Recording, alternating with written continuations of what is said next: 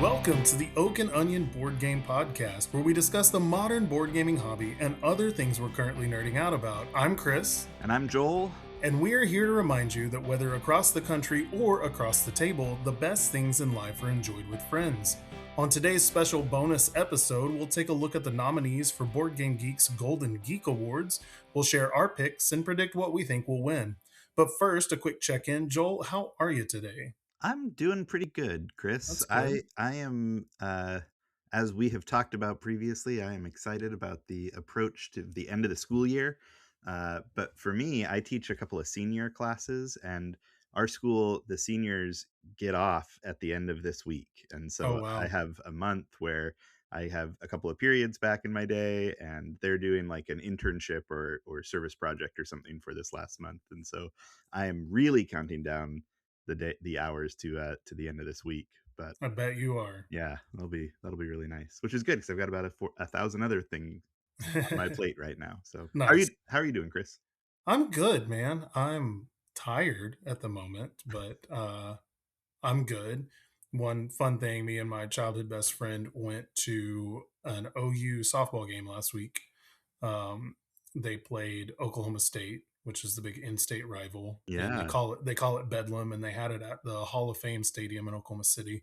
So it's kind of a neutral site, bigger stadium.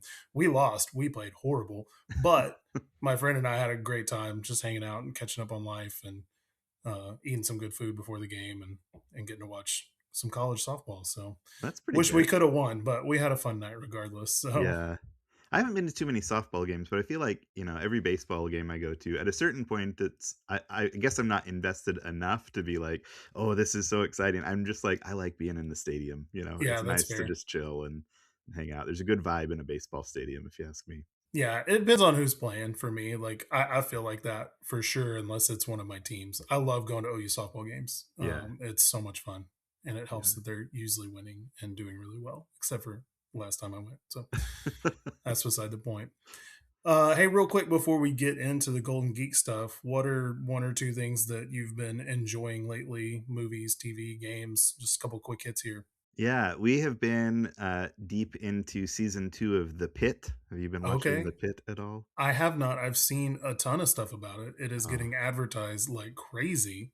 yeah, it's great. Is it? We'd watched season 1 and loved it and things, and season 2 I think is just as compelling.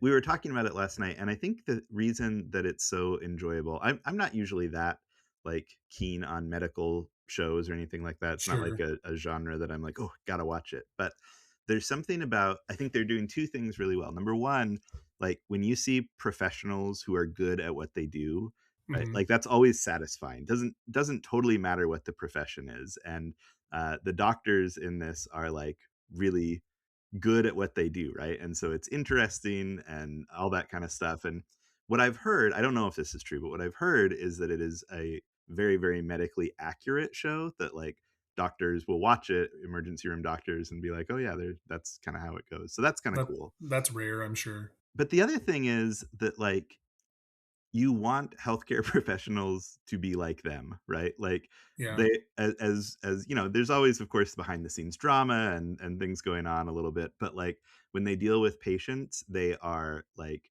very respectful. They're very much like wanting to just like take care of them, and I feel like they do a good job making that come through. And if you've ever had any sort of medical emergency or been to the emergency room or something, like that's what you want, right? Not to feel like you're on somebody's last nerve or that you're just another like box to check off on their rounds or whatever, but like they see you Sure. and they care about you. So Mhm. I don't know, all that and good writing and interesting characters. I'm really digging it. That's Yeah, cool. it's good. Nice. Oh, and movie wise, we got to see, they did an early showing at our movie theater recently of Over Your Dead Body. Have you heard of this? I've heard of it. It was really fun. It's a Okay. remake of a film called, I think, The Trip or something like that, where this is basically spoiled in the previews. So I don't think this is a spoiler at all. But this husband and wife go on a trip, and they both have gone to this cabin with the intention of like killing the other person. And so Oh, okay. it becomes this like comedy that goes Intense. on. It's like Jason Segel and what is the actress's name who was just in the Ready or Not movies? it Samara Weaving. Samara Weaving, yeah. Yeah, They're the couple, and, like, there are twists and turns that I won't spoil because I do think there are things along the way that are surprising, but, like, it was a lot of fun. We really enjoyed that, and, a good kind of it was a little gorier than I expected, honestly, for a comedy, sure. but, like, Yeah. it was a fun movie. We had a good time with it. So is it like a horror comedy or just like suspense comedy? No, more like, action comedy for the most Okay, part, right? Like, there are some horrific moments and some, like, sure. violent things that happen in it for sure, but it's also, it's very entertaining as well. She So, must really enjoy movies where people are chasing her, trying to kill her, I that's guess. what I I don't thought, know. yeah. Because we recently, just within the last 2 or 3 weeks, watched Ready or Not for the first time. I Oh, don't think we yeah. talked about it, but we both really enjoyed it, and that movie, I knew the basic premise is she got married and then they tried to kill her. Yeah. I didn't know why or any of the backstory. I don't know if that was in trailers or not, and I just missed it, but the movie was way better than I anticipated. Not that I thought Yeah. it would be bad, but it hit way better than I thought it would. Yeah. There were just so many moments that caught you off guard that got a literal, like, react out loud, Yeah. "Holy crap." Didn't see that coming. It's just wild, and I can't wait to see the second one. I Yeah. wanna watch it really bad, but Yeah, I also really liked the first one, and I have not seen the second one yet either, but gotcha. I think that's a really fun one. That, I think, leans more into kind of the horror tropes, like there's, supernatural Sure. element and things like Yeah, that. This does not have that, but gotcha. it's really fun. I had a good time with it. That's cool. What have you been up to or watching or enjoying lately? Well, I'll report back in real quick. We finished DTF St. Louis. We did too. At your Oh, did you watch recommendation, we it? watched that, Oh, yeah. dude, that show so many times every episode, Kit was like, "What is happening?" It was just it was weird, but in the best way, Yeah, right? Like, just not your normal characters, yeah, not your normal story pacing, not your normal story arc. I mean, nothing about that show felt typical. And the final episode was just, I don't know, it was wild, it was. and heartbreaking at the same time, Yeah, right? Like, that's what I was gonna say, like, I feel like they do such a good job. There are some really funny moments, and there's some really, like, uncomfortable moments, at least there were for absolutely. me, and then there are also moments where you're like, "Oh, man, I just, like, feel for these people," and Yeah, just, like, there's a scene at the end where they, talk about, like, what's going on behind closed doors, and really what I think it kind of exposes is that, like, what's going on behind closed doors is people are lonely and looking for connections, you know what I yeah, mean? yeah, Like, absolutely. And I think that's probably what resonated so much is sometimes you watch stories like that and you can kinda connect with the characters of the story, but I felt like this just felt so real, yeah, right? Like, these people, those are your next door neighbors, like, yeah, legitimately, and you don't know what's going on, yeah. and I mean, all 3, Linda Cardellini, Jason Bateman, David Harbour were absolutely phenomenal. Yeah. So yeah, it was a great show.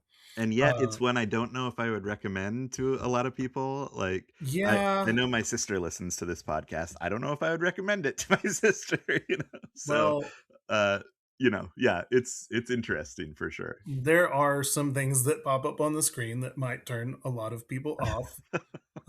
It does show random male genitalia, not necessarily in a sexual way, but it's very like sudden and out of nowhere, and you're like, "What? Wasn't ready for that to come up." But Right. so if that's not your thing, you definitely don't need to watch the show. Um, anyway, but we also went and saw Project Hail Mary, and Oh, I am gonna disagree with you. That movie was amazing. It was beautiful. It was heartwarming. It was endearing. It was moving. Ryan Gosling was amazing. So I, not that you thought it was a bad movie, but I think I would probably rate it higher than you did based on what you had to say. I knew going in I was gonna be in the minority on the opinions on that one. I mean, it's That's a fair. story that everybody seems to love except for me. Yeah, So, that's fair. that's okay. I mean, I could see that, but I don't know. It just had all the elements I want if I'm going to go Yeah. see a movie in the theater. Like it was a great experience, and we had a good time with it, and it was very endearing. And And you had the benefit of not knowing the story, right? yeah, I So, didn't know like, anything. everything is a twist and a turn for you, and I think that's an Yeah, advantage, I so basically knew the Earth is dying, and they're sending people to space, and one of them's a high school science teacher. yeah, That's all I knew. right. And so yeah, I didn't know anything about it. So everything was a surprise, and it was, I thought it was great, and I could definitely see it winning some awards next year. Yeah. Well, So speaking of awards, did you set up that segue on purpose? I That was didn't, or I beautiful. maybe I did. I don't know. We can pretend.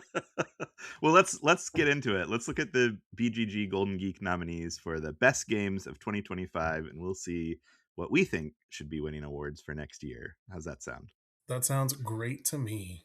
All right. So for anybody who is wondering how we approach this, basically, Chris remembered to vote in the nominations category. I did not remember to do that, and neither of us have looked at what has actually been gotten into the finalist kind of round here. Correct.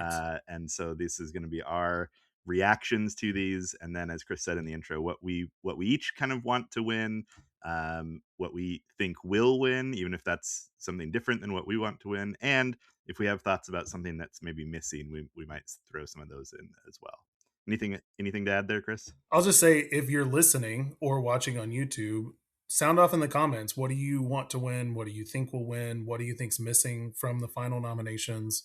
Because we want to create conversations. We want to hear from you, and that's part of the goal of the podcast is to build a community and build relationships. So sound off in the comments. Let's talk about what you want to see and what you hope wins.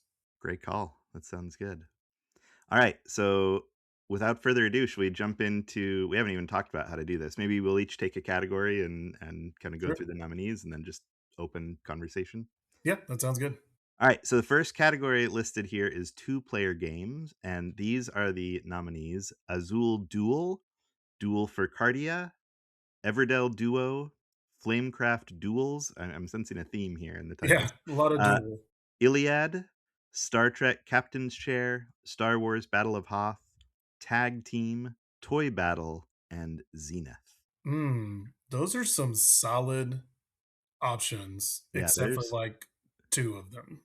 there's some definite good picks here. Oh, what are your two that are not solid options? I'm excited to hear this. I was not a fan of Flamecraft duels. Okay. It was very luck based, really quick, and I'm not a huge fan of the original game Yeah. either. I don't think it's bad. I thought it was way overhyped for what it delivered. Now, I understand the hype. It's beautiful. It's simple rules. It's welcoming to new players. I get all that. It just wasn't my favorite game. We were excited to try duels at a convention last year, and I think it took us like 10, 12 minutes to play it maybe, and halfway through Caitlin was like, "Do we have to finish this?" Like, It's a it bad just didn't sign. hit. Yeah. Now, the production's amazing, and again, the artwork and everything, but it didn't hit for us, and, I'm not surprised it's on the list, it's just not one that I would pick.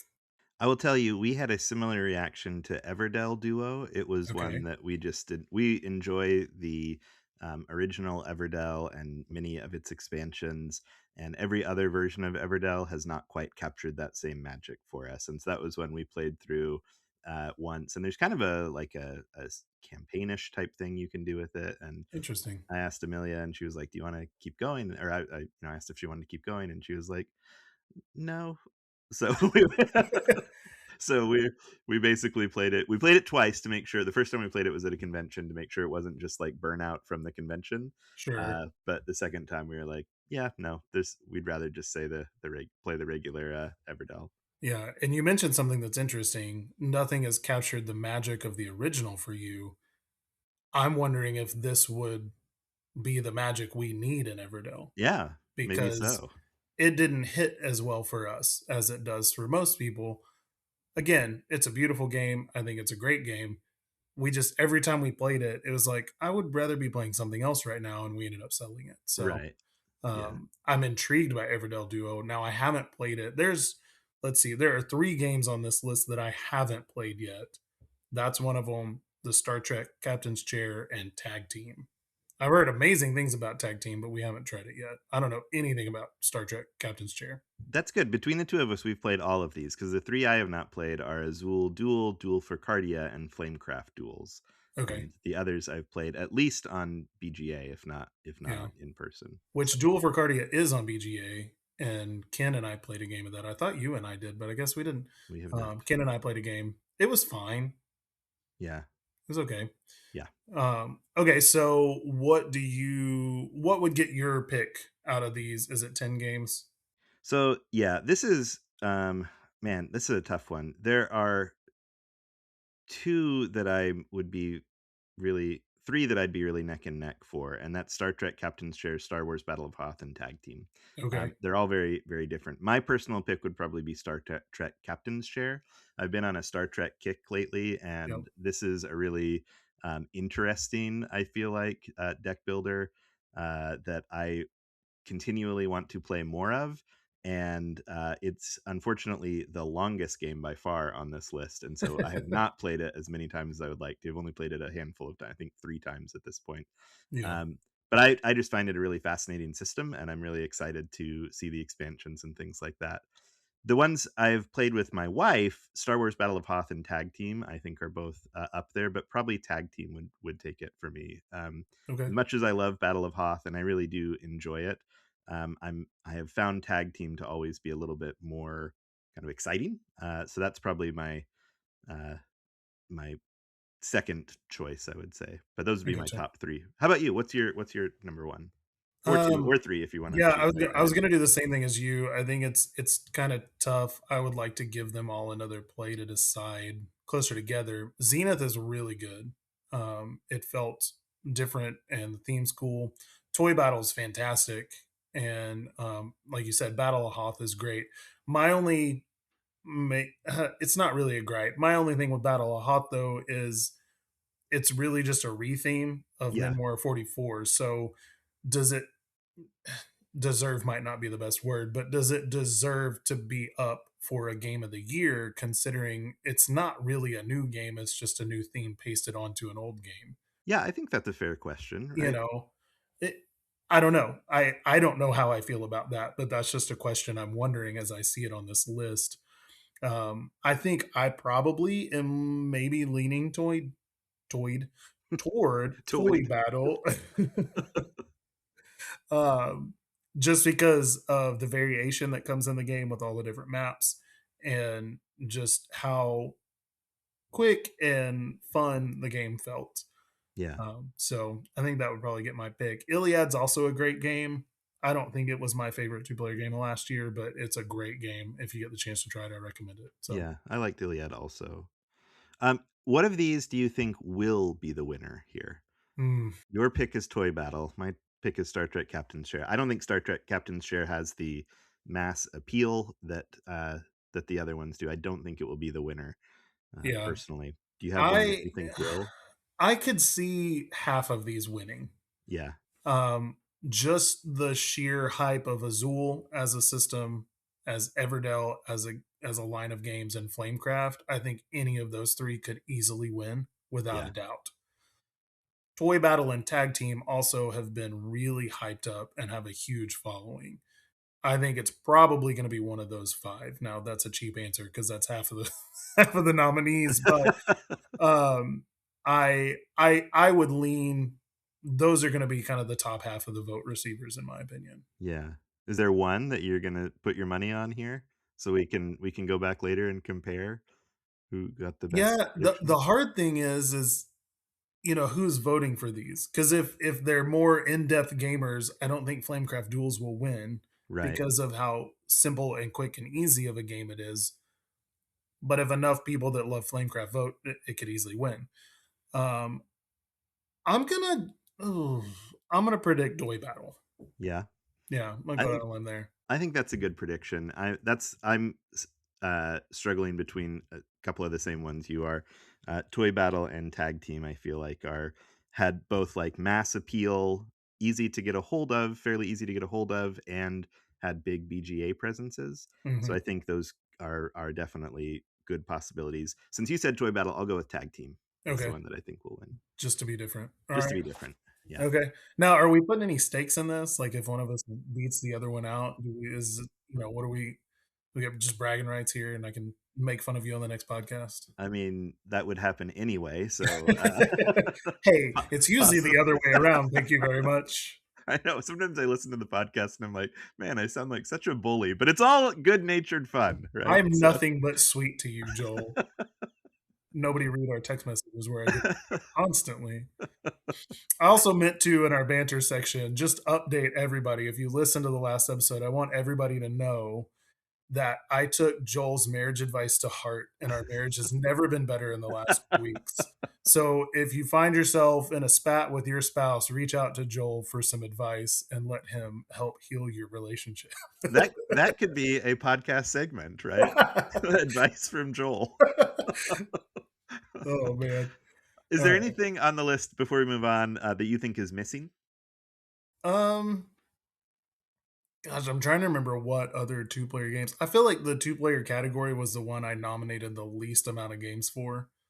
Yeah. Um, so I can't really think of a two-player game that came out last year. I'm interested that Iliad's on there, but Icor isn't Well, because a lot of people liked Icor better. I feel like the world was split. You either liked Iliad better or Icor better. It wasn't like a mass agreement mm, there. So I feel like after teaching it at Origins, more people were interested in Icor than Iliad. So I'm surprised to see Iliad on there and Icor not. that's interesting. When I played them, I definitely was in your camp. I preferred Iliad Yeah. quite a bit to Icor. Now they sold a ton of both, and both demo tables were constantly busy at Origins the whole weekend. But I feel like I heard from a lot of people that they liked Icor better. So it's surprising to me that one's on there and the other one isn't. I figured both of them would be. Yeah, that's fair. All right, so up next here, it looks like we have artwork and presentation. Take it away, Chris. All righty. This is going to be an interesting one to hear from you on, too, I think, because Yeah. there's a lot of things here that you like. So, first up, we have Aridia, The Paths We Dare Tread, Eternal Decks, Galactic Cruise, Hot Streak, Lord of the Rings, Fate of the Fellowship, Luthier, Magical Athlete, which crazy that Hot Streak and Magical Athlete are both on here together. I have Yeah. a feeling we're going to see that again down the road as we go through these categories. Next is the Old King's Crown, Speakeasy, and Vantage. This is a killer category. Yeah, To me, I there's some tough mm, choices here. I don't think it's bad. There are just some things on there that I don't know that I agree with being in the artwork and presentation category, but that's just my opinion. Yeah, there are two that I would maybe challenge on this list personally. Which two? So I would not necessarily put on Magical Athlete. It's a really fun style, but I think and maybe it's because not a lot of other games quite look like that, but Sure, uh I don't know. It just didn't quite grab me in the same way. It's very unique, but I just don't know if I would say, "Oh, this is the best artwork and presentation of a game." sure. And Lord of the Rings: Fate of the Fellowship, I think, is interesting here. I know it's got that nice Eye of Sauron tower that a Mhm. lot of people are excited about, A but I lot of also heard minis. yeah, I also heard a lot of complaints about, like, the board and how kind of hard to decipher it was, though this one and, Eternal Decks are the 2 I have not yet played, Lord of the Rings: Fate of the Fellowship and Eternal Decks, so, maybe that would not bear out if I had actually played it. I just feel like that's what I Yeah. heard a lot of. Well, just seeing it on the table, the board to me just looked kind of bleh. Yeah, it's very busy. But I am also not the biggest Lord of the Rings person. I've watched all the original trilogy exactly one time in my early 20s and didn't understand it and didn't care for it at the time, but I've grown into my nerdiness and I need to give it another shot, I will just say. But I was gonna say, we may, have a new point of contention in the podcast I'm because not saying they were bad. I just didn't get it at the time because I was fresh out of high school, still trying to be, a normal 18-year-old that wasn't into super nerdy things for some reason. And then in my 30s, I discovered I'm a huge freaking nerd and I need to just be okay with it. So I've said for years that I need to go back and revisit all of those movies and give them another shot. But um, I have actually only played two of the games in this category, and there are several Whoa. games I voted for that aren't in here, and I'm very Oh. sad about that. So Oh, do you wanna start with those? I would love to hear some of the ones you think are I can't missing remember here. them all, but Ada's Dream was one. Ah, Um, I can't. I wish I would have written down my nominees. I thought we would be able to go back and see what we nominated, but I can't yeah. find that anywhere. So I do remember there being. I think this was one of the categories I had to look at again and take some things out to replace with other things that I thought needed to be in there more. And I did nominate Galactic Cruise for this category, And if you want a spoiler, that's going to get my vote because I've only played two of them. And I think presentation specific wise, with the production quality and insert and the whole package, Yeah. out of the two that I've played, Galactic Cruise over Vantage for me would win. Yeah, that makes sense. I think they are both beautiful games, but yeah, Galactic Cruise, since its artwork and presentation, I Yeah. agree, has like it's an Which the impressive artwork's amazing presentation. too, but Yeah. the presentation takes it because Vantage at the end of the day is just a bunch of cards. Yeah. Now, the artwork that's in it's great, but production wise, it's nothing that stood out to me. Yeah, that's an interesting question on how you really rate this category because in some ways those are two different things, but Sure. clearly linked things, right? So like, yeah, Magical Athlete's another one where I'm like, is the presentation great or is it just like that fun, unique 70s art style Yeah, that which we're liking? the art's super unique looking. Yeah. I feel like Magical Athlete and Hot Streak. I haven't played them. I've seen them both on the table. I just don't know that they belong in the category. Personally, I feel like there are so many better produced, better arted games that are more deserving of a spot in this category. I'm totally okay with Hot Streak being here. I think it's really an innovative little package that they've produced, like, Sure. where the board rolls out of the game box and the display for the game box also like features these really fantastic minis, and the top of the game box is where you put your first, second, third place and things. Like it's a really cool That's package, I cool. think. Yeah, I like that one a lot. that's fair. Though it might work better maybe for the innovative if you think of innovative as a presentation type thing Yeah. as well. So I don't know. Galactic Cruise I think is a good choice. I was wrong earlier. There are three that I haven't played. I have not played the Old King's Crown either, and that is one that I feel like a lot of You've people will. wanted to play it, but you haven't gotten the chance, right? Yeah, yeah. Though I decided not to back the Kickstarter, Okay. the crowdfunding. But yeah, I think it looks beautiful for sure. To me, Galactic Cruise, I would be totally happy if Galactic Cruise won. Speakeasy, I'd be happy if Speakeasy won. It's a Ian O'Toole design, but it's Yeah. really like cool, and it's another one where the presentation on the table is both like eye catching and really easy to work with as a player, right? Like it's Yeah. easy to parse.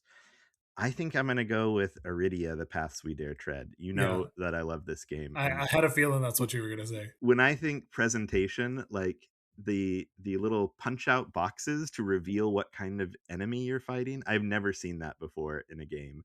And it Sure. is just like the coolest thing. And you get these painted minis. The whole world is really well illustrated. You're discovering new things all the time through the artwork on the cards. Like Yeah. it's hard to for me to top that. I don't think it's the best art in a game, so maybe it seems silly to vote for it here, but it's really great art plus an incredible presentation, and I think that that combo to me is just like it's fantastic. I'd be happy with it. Yeah. But like I That's fair. said, there's like a half dozen here. I'd be like, yeah, I could see that winning. Yeah. I could see Luthier winning. Yeah, I could too. Um, I I think it's probably going to be Old King's Crown or Fate of the Fellowship, just based on how many people love Lord of the Rings. Yeah, I can see that. I think Old King's Crown still has a lot of hype because their second Printing crowdfunding just was really happened. recent, and Yeah, so I think that might have a lot of people having put eyes on it recently.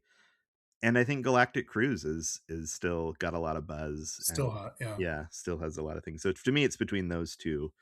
Okay. I So made you go. what are you predicting? Yeah, I was gonna say I made you go first last time. Maybe I should go first this time. Um, yeah, I'm gonna say I think Old King's Crown is gonna get it. Okay.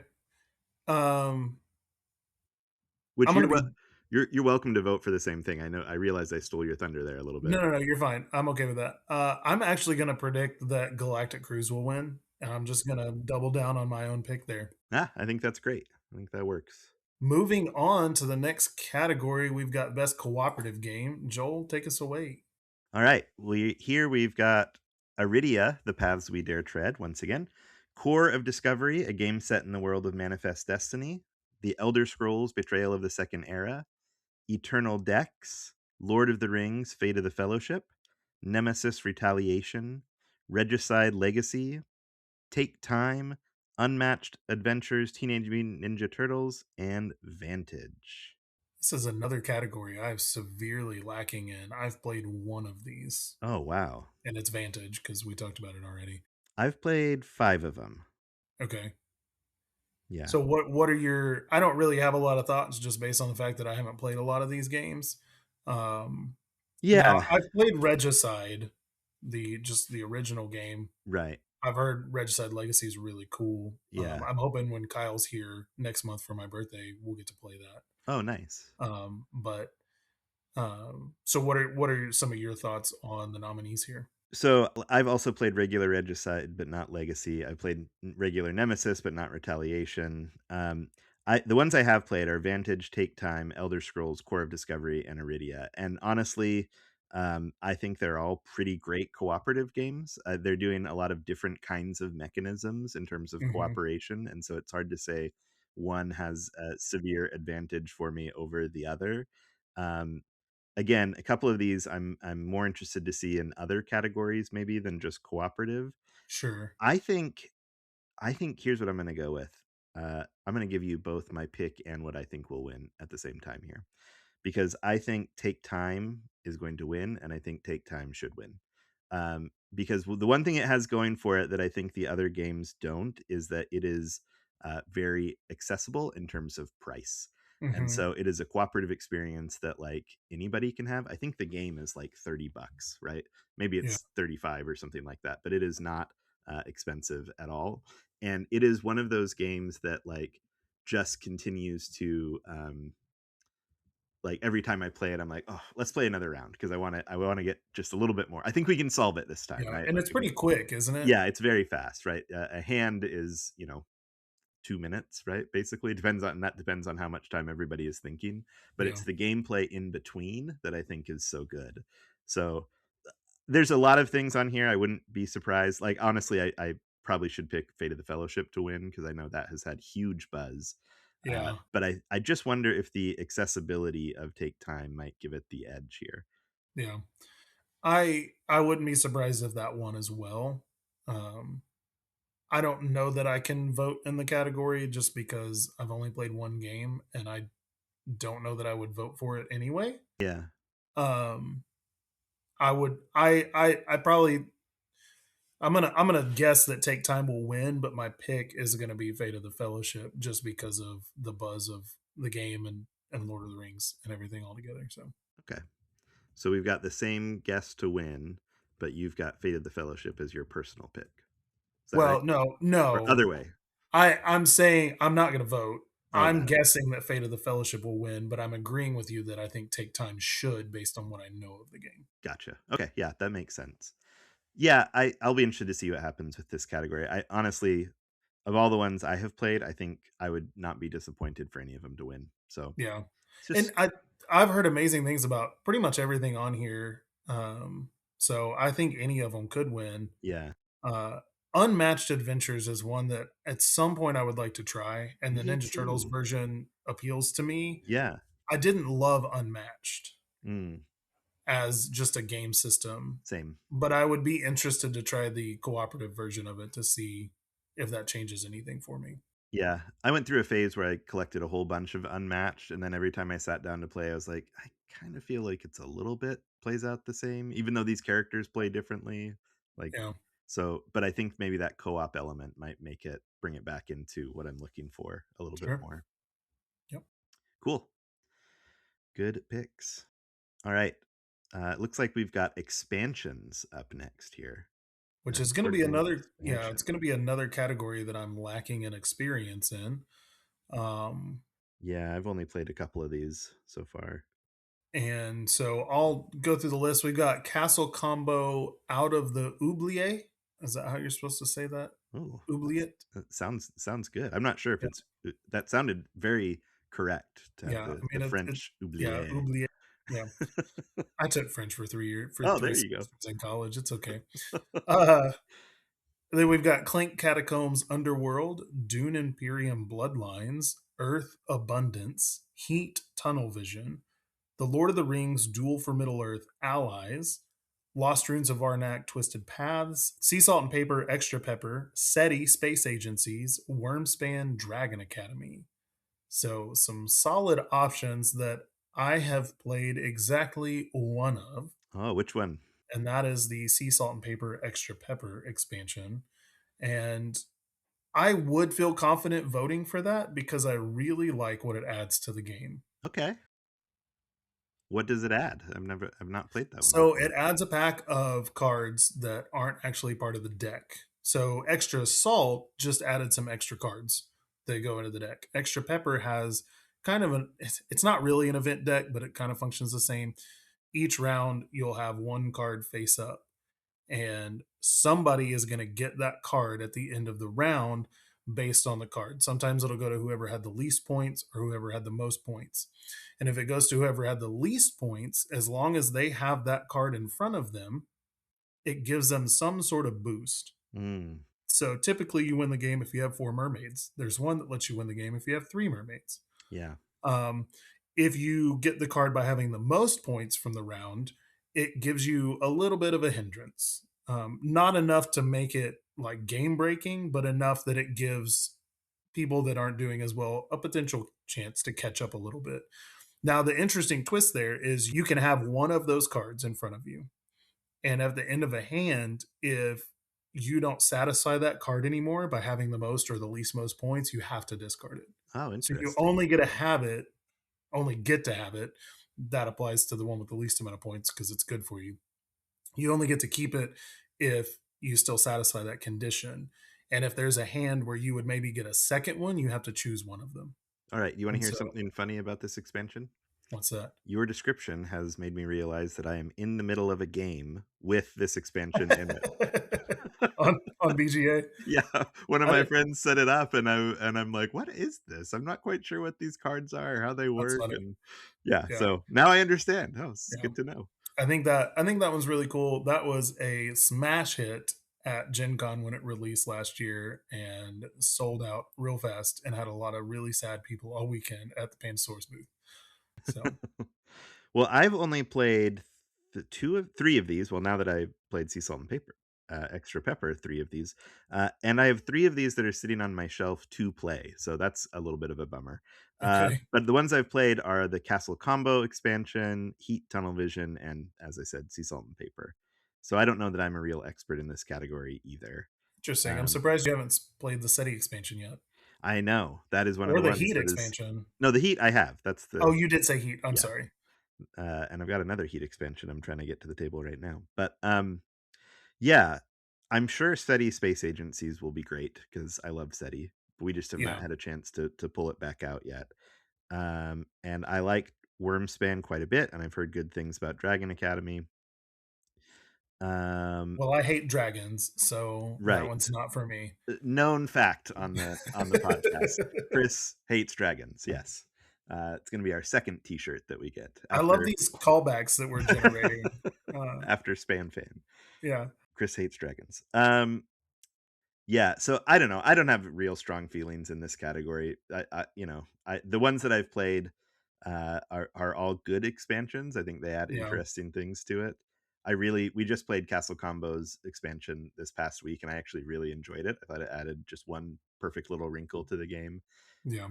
But I also will never be upset about more Heat expansions. So um, I guess I'll just give it to Heat. Heat's what I hope will win. I like Heat a lot. It's one of my favorite racing games right now.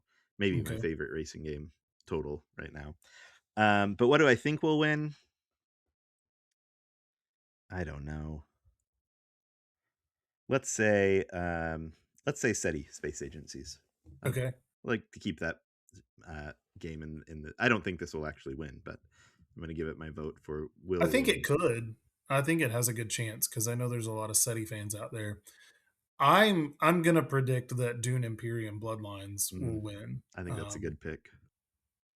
I as much as I think uh, you've said good things about the Castle Combo expansion. I liked Extra Pepper. As much as I like those, I don't see those competing with the big heavy game expansions that came out. So I wouldn't be surprised if Wormspan, SETI, Arnak, or the Dune Imperium one wins. But I'm going to predict that Dune Imperium takes it. And I think Bloodlines, could you play that with either of the versions of Dune Imperium? Is that the I have expansion? no clue. Yeah, if so, I think that might push it over the edge. I've played Dune Imperium a total of one time and really enjoyed it. Yeah. I don't really know how all the expansions and different versions interact with each other. Same. I've played Imperium and its first expansion or two, but once Uprising came out, I kind of was like, I don't know if I need to rebuy this. Though I've heard great things about it also, so I've lost the plot a little bit with that one. Yeah.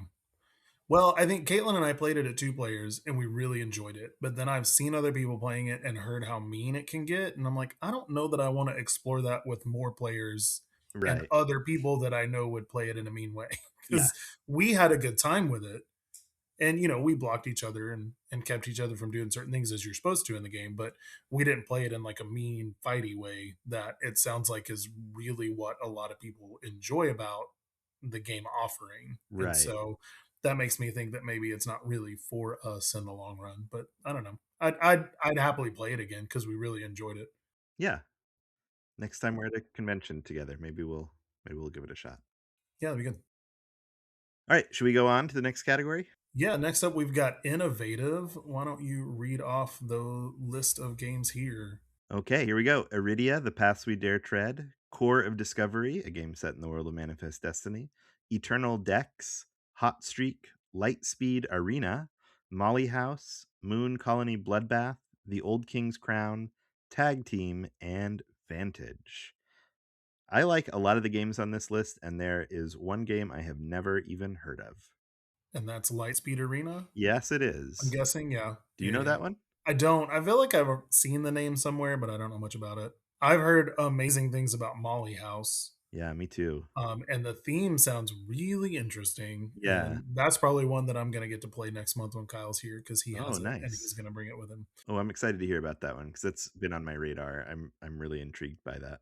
Yeah, I again, I've played 2 of these games, and probably not a category I'm gonna vote in, just because I don't feel like I have a vote that would stand out in the category because I don't know. I could vote for Vantage in this category because I do feel like it was innovative. And I I agree. feel like what Jamie took, what, like 7 or 8 years to create there is innovative and really unique. So I could probably vote for that. The other one I've played is Moon Colony Bloodbath. While it definitely felt different, I don't think the actual mechanics of building an engine and gaining resources to pay for cards, I don't really feel like that was that innovative and different. Yeah. Now, the fact that the whole point of the game is to try to survive being punched in the face the whole time by your engine getting destroyed is a little bit different, but I don't know that I agree with that being in the category, but I would probably vote for Vantage, even though I've only played 2 of the ones in this category because I do feel like it was very innovative.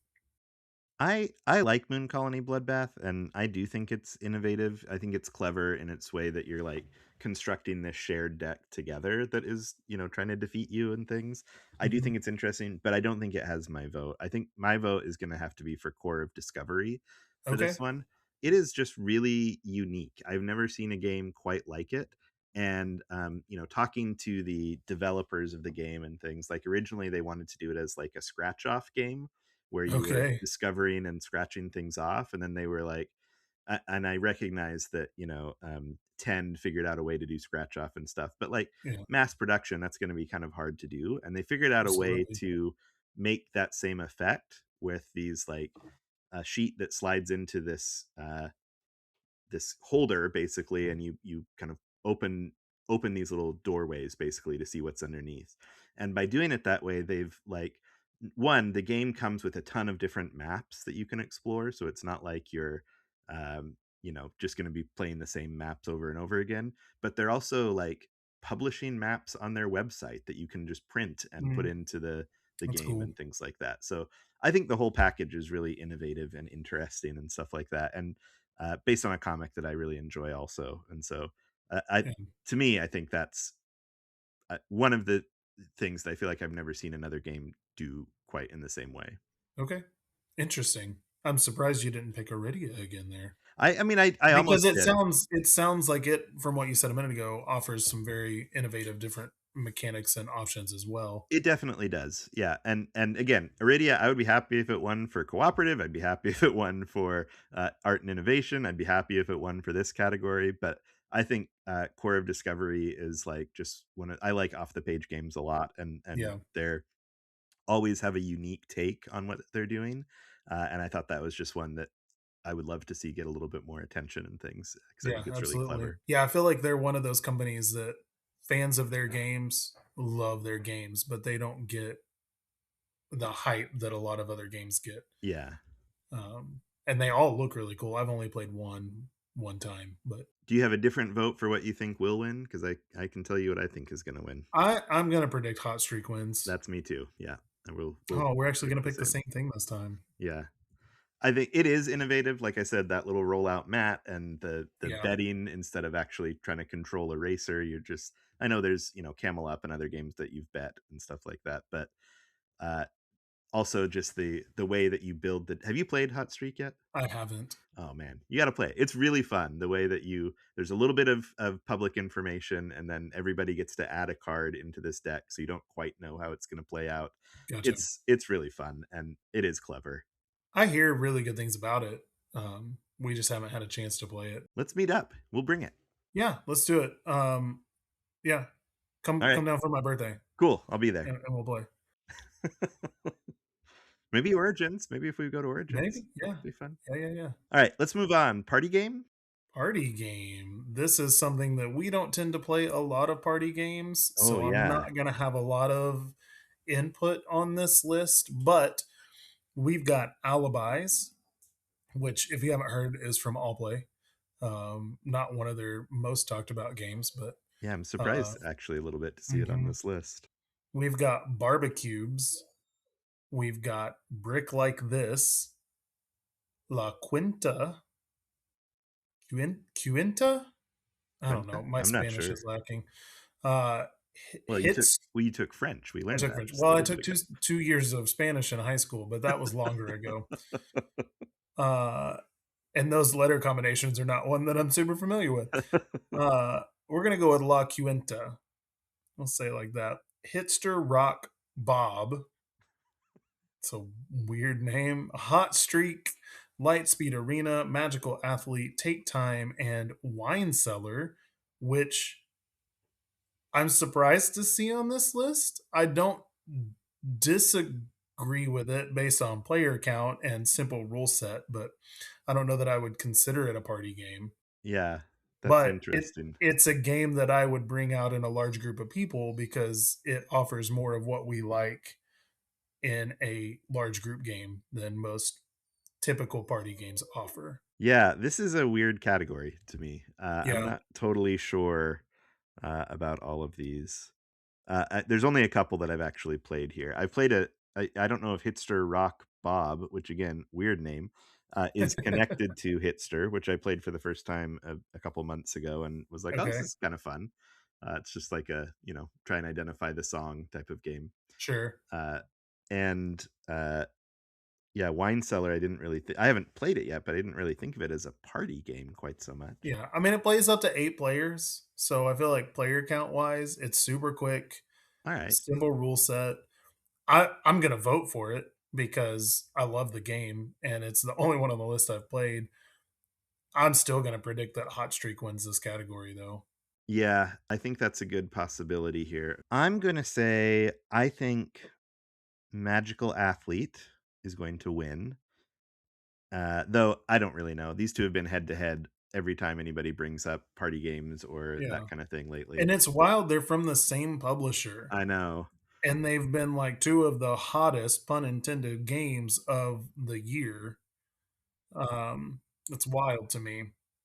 Yeah, Like, how often does a publisher put out 2 games that are kind of similar in mechanic, but still right. different, similar weight, playtime, and they just both take off and They explode, both hit, right? It's yeah. just wild.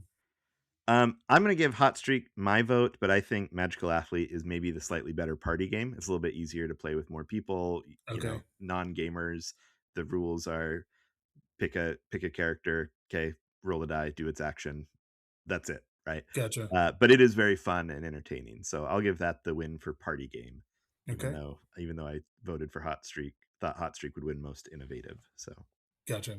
All right, so the next category we have here are solo games, and I don't tend to play a lot of games solo. So, Joel, why don't you read this list and give us a couple of your thoughts? all right. We've got the Anarchy, Aridia, once again, Core of Discovery, Deckers, The Elder Scrolls, Betrayal of the Second Era, Lord of the Rings, Fate of the Fellowship, Skara Brae, Star Trek Captain's Chair, Unstoppable, and Vantage. A lot of the same names coming up that we've seen Hmm. previously, and a few new ones thrown in there. Um, I have not played a lot of these, and the ones that I have played, there's only one of them that I've actually played solo. So I'm going to give that my vote. Which is Elder Scrolls: Betrayal of the Second Era. It is a huge box. It is way too much stuff, and it's also really, really fun. I'm really enjoying it and trying to figure out how to spend some more time playing it again because I think it's really interesting. I'm not a big Elder Scrolls fan particularly, but I did like Too Many Bones a lot, and this application of melding them, I think, has worked really well. It's a little interesting. bit more character development than you had in Too Many Bones, a little bit more discovery, right? Like exploring the world, that kind of thing. I think it's a really good solo game, and probably that's the way I would want to play it because it is huge. So Gotcha. on the table and things like that.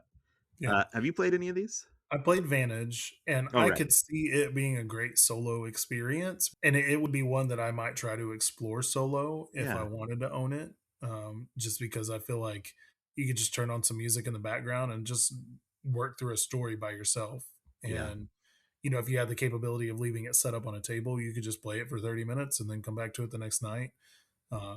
It would be a game that I could see myself potentially playing solo. My thing with playing solo is number one, I don't have the chance to do it very often, and number two, I'd rather play with my wife. Right. So, um, you Well, that's know, that's why I sometimes play solo is because I usually have a little bit higher interest in gaming than she does, and so sometimes when she's like, "I just wanna, like, color and watch TV," I can be like, sure, "Alright, I'm gonna go play something solo." yeah, Yeah. that's fair. My friend Dylan has said Vantage is great solo. He really enjoys it, so Yeah, I can see that being a good one as I well. do love seeing two Garfield games on this Yeah. list. Two that I need to play. Loved Hadrian's Wall, so I really want to try the Anarchy, and Scar Bray seems really cool, and so they're two that I would really like to try sooner than later. Yeah, Um, absolutely. but love seeing their games on these lists. They're one of my favorite publishers. So Yeah. I don't know what will win this one. I don't have my thumb on the solo community well enough to know. I know yeah, Unstoppable got a lot of buzz and, you know, it's still getting some buzz because of the Dungeon Crawler Carl yeah. reskin of it that is on Backer Kit right now. Oh, there we go. All right, we won't put in an official kind of vote and pitch for this category, but maybe we can. Maybe are there any other categories that we just want to like glance at a little bit here before we get back to one? I think we will have more opinions on and the game of the year things. Sure, yeah. So we could hit Wargame real quick. I am not a Wargamer by any stretch of the imagination, and it's fun being at some conventions and seeing these old guys play these war games for literally an entire day. Yeah, And I just think that looks miserable personally. But if that's you and you enjoy it, I want you to enjoy it. It's just not for me. And the reason I want to call this category out is because it's really funny this year. Because here are the nominees. You've got Battlefields of the Napoleonic ooh, Wars, that sounds big and heavy. China's War 1937 to 1941, Fantastic. Congress of Vienna, Oh yeah, dry. Cross Cross Bronx Expressway, Okay. Fields of Fire Deluxe Edition, Uh huh. General Orders Sengoku. How would you say those two words? You're better at. Sengoku Jidai. Okay, I would have been close. Yeah. Sengoku Jidai. I'll let you read the next one too. Do you know that one? Seljuk Byzantium besieged 1068 to 1071. Seljuk, I don't know if I'm pronouncing that right, but Okay. Byzantium, I got that. A very civil whist Yeah, these are and all like heavy, kind of thoughtful games, Chris. set probably in the real world in some Yeah. conflict or war setting. And then to round the category out, you've got Star Wars Battle of Hoth and Toy Battle, two games that do not, looking at the nominees, fit in with the rest of them. And I just wanted to read those off because I think it's hilarious that Toy Battle, this like 15-minute family weight game, got nominated into this category with all these big, heavy war games. Yeah. Battlefields of the Napoleonic Wars sounds like like you said, the all day you're sitting there, you've got your, little Napoleonic figures that you're moving across the board at a slow pace, and then toy battles on the one table over. I love that image, right? Like that these Yeah, it's guys are great. competing in the same And way. and Battle of Hoth, I mean, thematically it fits, but it's just mechanically and weight playtime wise, I don't feel like those two games fit in with the rest of them. I might vote on the category just to be funny because I think it would be great to see Toy Battle win War Game of the Year. Also, I'm going to take this moment to apologize if you hear a dog whining in the background. We have a bonus dog right now that we're trying to find the owner for, and she is not enjoying being in a kennel looking at me in the other room. Oh. But I can't leave her out in the house unattended right now. So, or she will get into things or get onto things that she is not supposed to. So, please forgive that. I can't do anything about it right now because my wife is at a meeting tonight and can't take care of it. So, uh, just ignore the dog whining. It is not my children, I promise you that. Not dog cruelty happening here. Not dog cruelty. Just dogs like to be around people. That's all. Yeah. We could skip the best podcast because we're not on the list because we just started this year, but What gives? what gives? We started into hey, maybe next year. I don't Maybe know. next year. But I'll read off the nominees for this as well. And I'd be curious to hear if you have any thoughts, listen if you listen to any of these. Yeah. We've got Blue Peg, Pink Peg, Board Game Hot Takes, Board Games Insider, Decision Space, Five Games for Doomsday, Game Brain, a board game podcast about our gaming group, Shelf Stable, a board gaming podcast, Space Biff, Spacecast, Sporadically Bored with Mike and Dan, and Talk Cardboard. So those are your board game podcast nominees, none of which I have ever listened to. So I've listened to two of these for a while pretty regularly, though they're not currently in my rotation. And not because I thought the quality went down or anything, just, sometimes I rotate things in and out. I do listen to, or I have listened to rather, Sporadically Bored with Mike and Dan, which is Mike DeLisio and Dan Hughes, who I first learned about from This Game is Broken, the kind of board game panel show comedy podcast, which if you have not listened to that, I highly recommend it. I think they won the Golden Geek last year or 2 years ago, something like that. Very entertaining. And I really also enjoyed Five Games for Doomsday quite a bit, which is a really fantastic one where there's a guest and the guest has to say the world is ending. You're going to a shelter. What are the five games you're taking with you and why? That's fun. Yeah, it's really fun. And the gentleman who hosts that podcast is like a really thoughtful writer, and I really like his narration and things like that. He's really good. And I've read a lot of Space Biff's kind of Yeah. writing, but I've not listened to his podcast before. Yeah, I've read several of his reviews on Board Game Geek forums. So none of those are currently in my rotation. Again, not because the quality is bad, but just because sometimes you rotate things in and out. But like, Yeah, I'd be happy if any of those won, or I'm sure these other ones are great also. Right? yeah, Not quite as good as Oak and Onion, but I'm sure. sure they're Longer working. running than Oak and Onion for Right. sure. More of a reputation built up around them. Like I said, I haven't listened to any of them. My problem is I don't have as much time to listen to podcasts as I want, so I have a few that I listen to when I have the time. I've always wanted to expand my library. I just haven't had the time. I do know Mike and Dan from the Board Game Snobs, and I think they're both great. And I'm sure I would love Sporadically Bored because Dan Hughes is just hilarious He is and funny, hilarious. and Mike's really good, and I like his insight. So that's one that I need to listen to. And like you said, Space Biff, his written stuff is really good. So I'm sure his podcast is great as well. So I have no clue who will win. I think I could see Five Games for Doomsday, maybe Blue Peg, Pink Peg. They've been around for quite a while, and I feel like they've been nominated several times but never won it. Yeah, I feel like they're on this list quite a bit. I think Mike and Dan do have like a lot of name recognition and things. Yeah, Um, but yeah, I don't know enough to vote in this category, sadly. But maybe this is a good one for us to check out and get some tips on. Yeah, how to absolutely. be better podcasters. You know Talking a British accent, people like that. that. Yeah. All right, I'll work on that. Okay. I was just gonna say, should we skip over print and play and board game app and Sure. I had the board game apps list up oh, go ahead. Okay, sorry. only because I've heard good things about some of them. Okay, great. I'm not a big board game app guy. I play on Board Game Arena or I play on the tabletop, but you've got Art Nova, Carnegie, Cascadia, Caverna, the Isle of Cats, King Domino, Micro Macro Downtown Detective, Reiner Knizia's My City, not just My City.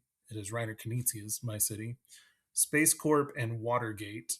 And I think those are some really cool sets of games that have digital implementations. And the only one that I'm actually really intrigued by is Micro Macro because I've seen that app and I looked at downloading it and it looks really cool and like it would be a neat just I'm on a lunch break and I've got 15 minutes to kill and I can explore it myself. Yeah. Um, so I would love to hear from any of the listeners out there that have tried any of these, if any of them are good and you enjoy them and what hit for you with them. But I think it's a cool set of apps and some games that would probably translate really well to an app implementation. Yeah, definitely get great games here for sure. Although I will say that the title Reiner Knizia's My City makes Reiner Knizia sound like very controlling and possessive, right? This is my city. Have you played My City? Yeah, Okay, it's great. it's great. Yeah. I think I would potentially download that one just to play through it again, but it's yeah, also on Board Game Arena, so right, right. Um, all right. So thematic games that we wanted to do next. Yeah, let's check them out. Okay. Why don't I've been talking a lot and reading lists, so I feel like it is you should take that away from me, especially because I'm struggling reading names off right now. Great. I'm happy to. All right. Some familiar names here. Once again, I don't think any of these have not shown up elsewhere on these lists, Yep. which probably gives us some previews of what's coming in the Game of the Year categories. But we've got Iridia, The Paths We Dare Tread, Galactic Cruise, The Lord of the Rings, Fate of the Fellowship, Luthier, Molly House, Moon Colony Bloodbath, Nemesis Retaliation, Speakeasy, Star Trek Captain's Chair, and Vantage. Hmm. Thematic is so hard to rank to me, right? Because Yeah. what's thematic for one person might be like off-putting for another, or Yeah. uh, Absolutely. get in the way a little bit. Uh, yeah, this is a tough one. I think. All right, I'm gonna go. We're an hour in here, right? I'm gonna go with gut reactions for this one. Okay. What you got? I think Fate of the Fellowship is gonna win, Okay. and I think my pick for this would probably be Star Trek Captain's Chair again. It's Okay. got so much lore baked into it that I think is just really fun. It's part of what got me interested in rewatching the original series, which Okay. I'm really enjoying because there's so many like references, and once you get the references, it's like, oh, I get how that card works now or why it works that way. It's really fun. I don't think it'll win in this category, and I'd also be interested to see some of these others win, but I don't want to steal your thunder. So if you don't say them, I will say some others I'd be interested in Yeah. seeing I here. mean, I'm gonna vote for Galactic Cruise Yeah. because it was probably my number one game of 2025 had I gotten my crap together and made a list. Um, I would not be surprised if Fate of the Fellowship won, and Yeah. that's what I'm gonna predict. Yeah. Although I think Speakeasy could easily win too, but I think Fate of the Fellowship weight wise is more approachable for most people than Speakeasy. Yeah.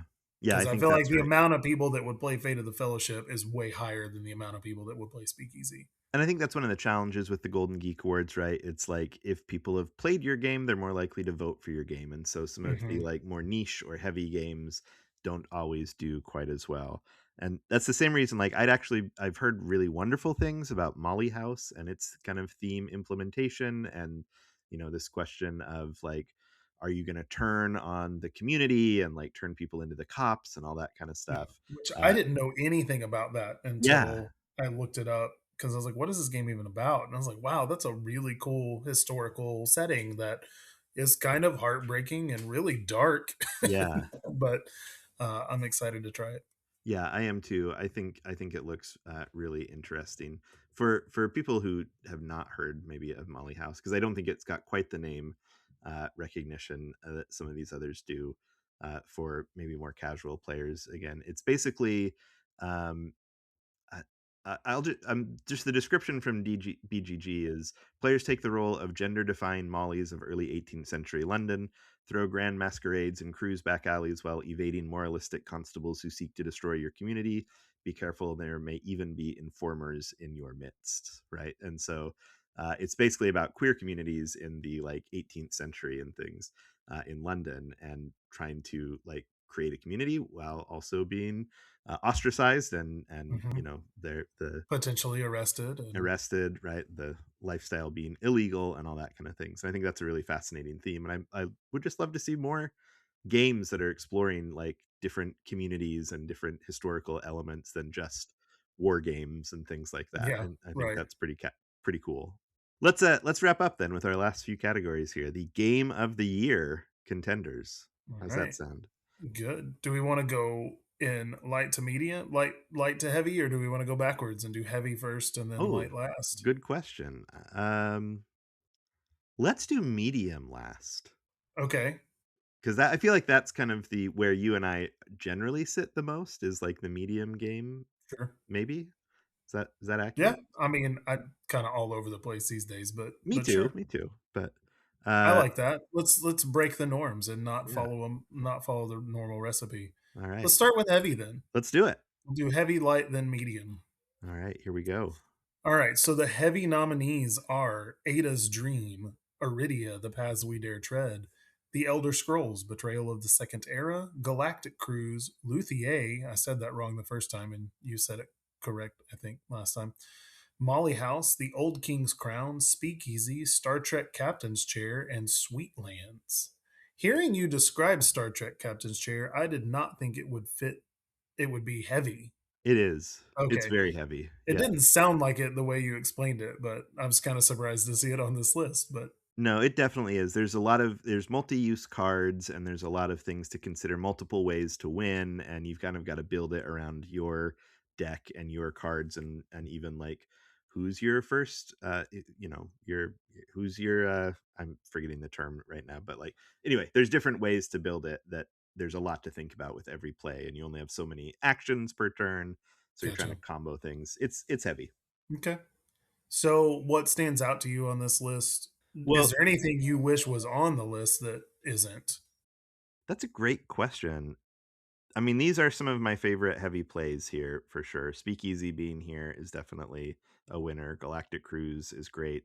Star Trek Captain's Chair. Um, Ada's yeah, Dream. I haven't played Ada's Dream, so It was my top game from TokenCon last month, nice. and I'm excited to see it on here at some Yeah, point. I'm seeing Sweetlands here, which again is one I have not yet played that I've heard good things about. Yeah, I've Um, heard very mixed things about it. I know really, some people really loved it, and some people didn't care for it. So, um, it's an interesting one that I would definitely like to try for myself. one thing I'm seeing on this list that I'm wondering if I've underestimated, given how many times it's appeared, is the popularity of Luthier. Um, I played it and enjoyed it, but it Yeah, wasn't necessarily a standout for me that I was like, "Oh, I gotta play that more," you know? yeah, Beautiful game for sure, nice absolutely. production, but I don't know if I loved it enough, but it's shown up multiple times here, and so maybe I'm missing the, Yeah. uh Well, I feel like they're another company. Paverson has their loyal fans. Now, I haven't gotten to play it yet, but I've heard nothing but great things about it. mhm, So, I know you and Kyle both were like, it was a good game. I'm glad I tried it. I don't think I need to play it again. yeah. Um, so In our rating system, it would definitely be a play for me. Not like I'd play it if anybody was like, "Hey, I want to play Luthier again," but not one that I'm like, "Ooh, I gotta buy that." You know, yeah, especially because it is not cheap. right? Um, okay, so what do you think? What's going to get your pick, and what do you think is going to win? I'm torn for both of them between two, so I will give one the pick and one the win. My pick will be Speakeasy. I really enjoyed that quite a bit. Yeah. I think it's really interesting choices. It's a Lacerda that's also really accessible, and everything kind of makes sense on a thematic level of Okay. how it works. And it's one that I really liked a lot. and I think Galactic Cruise is going to win. Okay. How about you? I mm, that's tough. I'm torn between Ada's Dream and Galactic Cruise.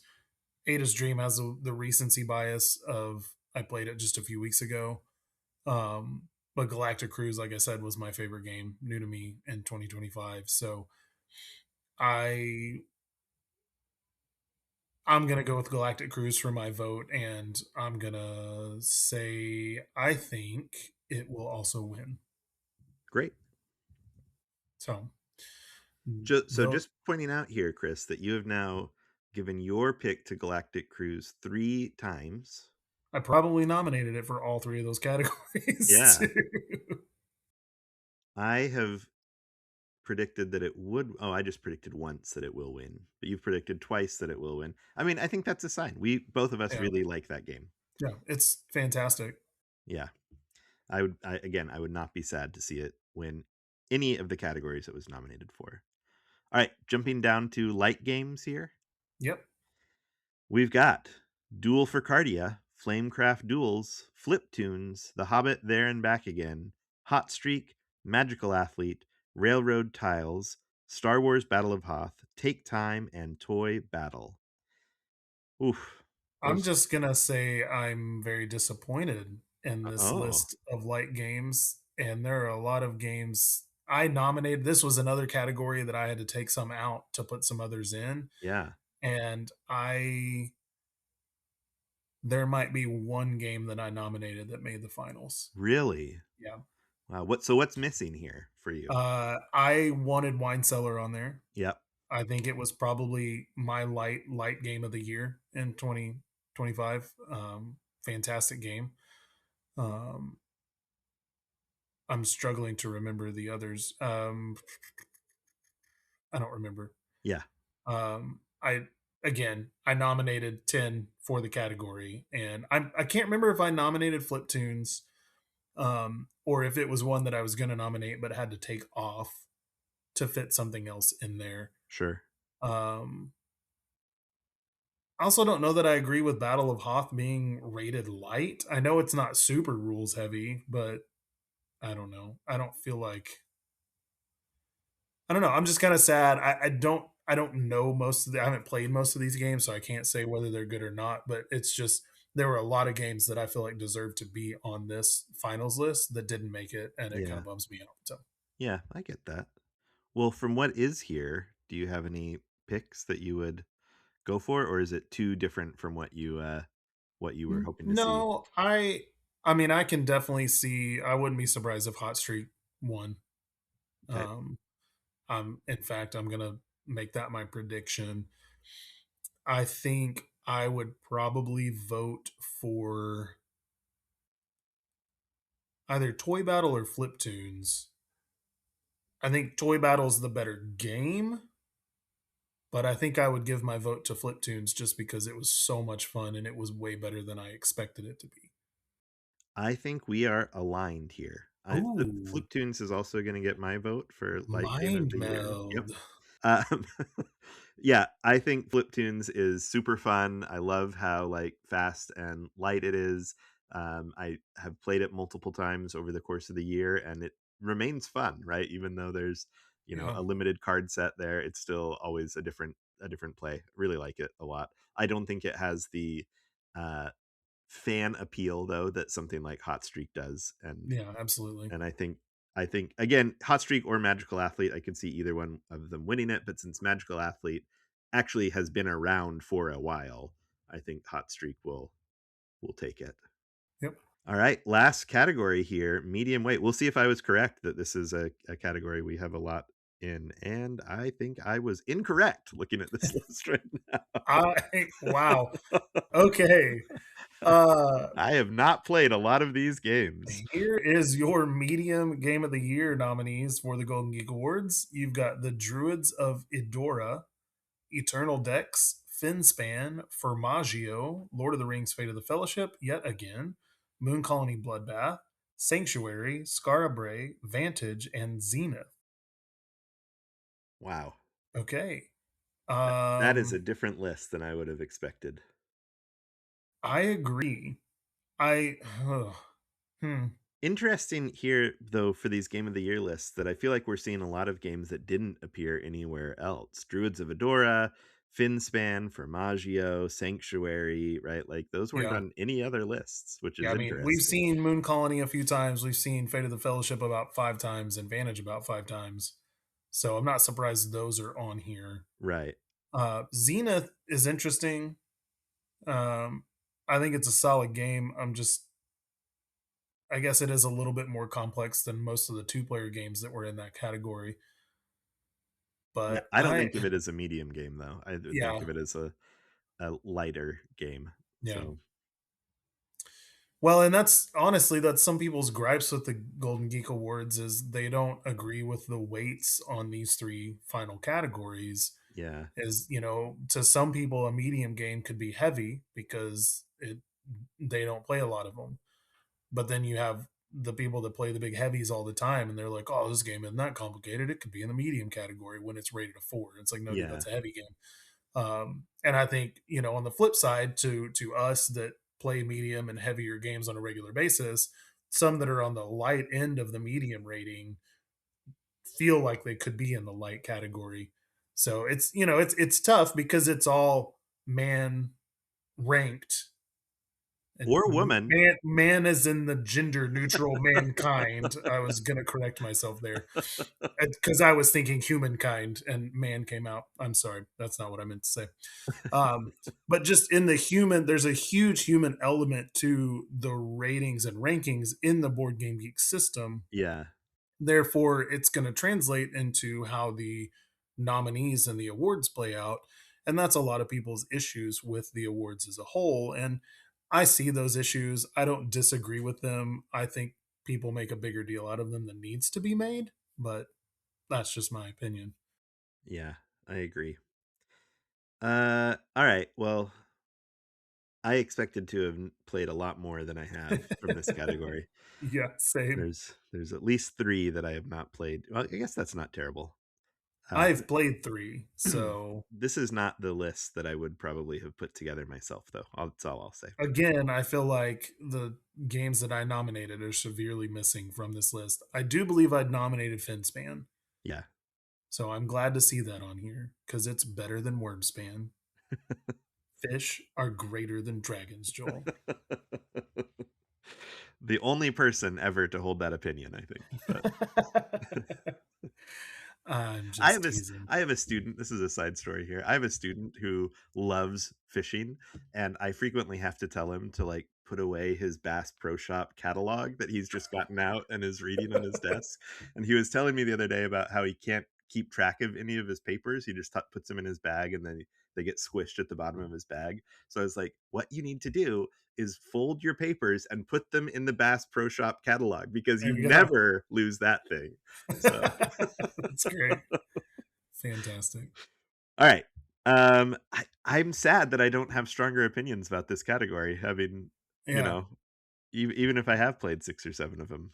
Yeah. I think I would definitely vote for Finspan. Uh, I'm going to predict that I'm going to say Vantage will take this one Okay. because I know a lot of people that love that game. Yeah, I can see that. I can see that. I'm gonna. So yeah, I'm gonna give. I think Fate of the Fellowship is still gonna take it. I just think there's so much excitement about that game. It was sold out for so long. Everybody's Mhm. thrilled by it. Um, I've heard great things about Druids of Adora. I wish I had played that one, but I have not yet. Just so we're not totally the same here, you gave it to Finspan. I'll say Moon Colony Bloodbath. I do think there is something Okay. unique to that game that is worth exploring. I think it will probably be overshadowed by some of these other ones, particularly games with better production, because it Yeah. does not have a great production. Yeah. The Uh, art was not super awesome. Not super awesome, but I think there's a game there that's going to stick around for a while. So, uh, especially if they have some expansions or things coming for it. So that's what we'll say. Yeah. Okay. So there we go. Those are our picks for what we think will win or wish would win from the Golden Geek Awards for 2025. I don't know. Any closing thoughts, Chris? Yeah, voting will be open for 10 days from date of recording, which is the 20th. So I think you have until the 30th of April to go on boardgamegeek.com and submit your votes. I would love to hear what you're voting for, or if you don't care to vote, I would love to hear your picks. So, again, leave us a comment, shoot us a message, shoot us an email. Joel's going to say all that again in a second anyway, but specifically, we would love to hear what you're picking and what you think is missing from these lists, because obviously we were surprised by a couple of them. So, what do you think's missing? What would you vote for? What do you think shouldn't be on the finals list? So, go vote boardgamegeek.com and let us know in the comments or through a message or email what you would pick. Yeah, and I will say that one thing I do enjoy about the Golden Geek Awards every year is they draw my attention to some games that I'm like, well, maybe I should check that out, especially if they don't win, because that means sometimes the buzz goes down and they get easier to get a hold of, right? Yeah, Because people are like, oh, I'm going to trade that away. So yeah, it's good to keep an eye on some of those also that you think might be in yeah. your wheelhouse. I know right now I feel like I need to play Eternal Decks. I Yeah, did it not was think that everywhere. game, yeah, it was on 4 categories, I think, and it's not one that I had seen it online, but it's not one that had gotten a lot of hype from what I saw. So I'm really surprised that it ended up on so many categories as a finalist. So I feel like that's one I need to try. Yeah, Also, definitely. I learned, Joel, I play a lot of games. I don't play a lot of new hot games, Mm, apparently, because there are so many games on these lists that I didn't play. And the push and pull and the danger there is, as somebody that is co-hosting a board game podcast and posts about board games on their Instagram page, makes me feel like, hey, maybe I shouldn't be doing this. But at the same time, I don't really care. I play games. I like talking about games, even if I'm not playing the Hot 100 all day, every day. It doesn't matter. yeah, So if that's you, if you're in the same shoes as me, don't feel bad, because there's too many games coming out constantly. There's no way to keep up with all of them. And some of them just don't appeal to me. And I know you would be in the same shoes there if you're listening. So play what you like, enjoy what you play, because it's about having fun at the end of the day. And that, absolutely. that rhymed. That was unintentional. Sounds like another t-shirt. All right. That looks like a good place to wrap things up for today. If you've enjoyed this episode, rate and review us on iTunes, Spotify, or wherever you listen to podcasts. And leave comments there if you can as well. I Yes. will say, Chris, we got our first 1-star rating on iTunes. So we need some 5-star We ratings did. to bump that back up. I'm curious what we did so wrong for someone, but I don't know. They uh, didn't leave a comment, so there's no no comments no there. way to know. But yeah, we ratings always a great way for us to help grow the show, bring you more Oak and Onion action. And of course, if you want to learn about what we're up to, you can follow Chris on Instagram at cpwilson_4. And Joel is on Instagram and TikTok as the Diced Onion. And you can also follow our Facebook page at Oak and Onion. As Chris mentioned, if you have ideas for show segments or suggestions for games we should play, or just want to say hi, especially sharing some of your favorites from this last year, then email us at oakonionpodcast@gmail.com, or leave us a comment on the YouTube page. Right, we're responding to comments there on our Instagram, on our TikTok. We try and be everywhere, so if you interact with us, we would love to interact with you. You can also follow us on Instagram and TikTok at Oak Onion Podcast. And until next time, keep your onions fresh, your cutting boards clean, and your table welcoming to everyone. We'll catch you next time. We're off to mail in our ballots.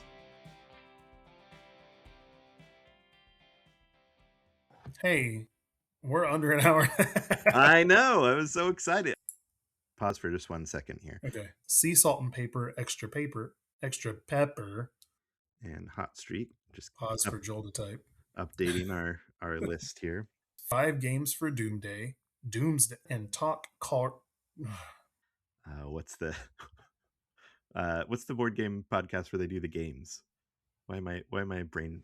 I'm having a brain freeze right now. I don't know. Don Ooh. Hughes. I was gonna say, did you give your pick yet? I did, yeah. I also Okay, picked Fate I and thought you Fellowship. did, but couldn't remember. It's getting late. You're I getting was sleepy. struggling. Yeah, That's all right.